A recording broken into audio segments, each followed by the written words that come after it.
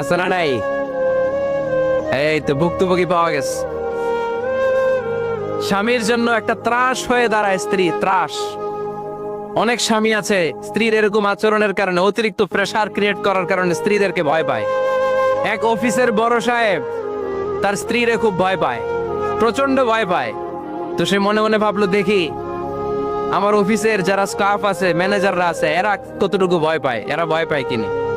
তো একদিন সকালবেলা অফিসের সব স্টাফ গুলোর একসাথে দাঁড় করায় বলতেছে, এই আপনারা যারা যারা আপনাদের স্ত্রীদেরকে ভয় পান তারা ডান দিকে যান, আর যারা স্ত্রীকে ভয় পান না এরা বাম দিকে যা।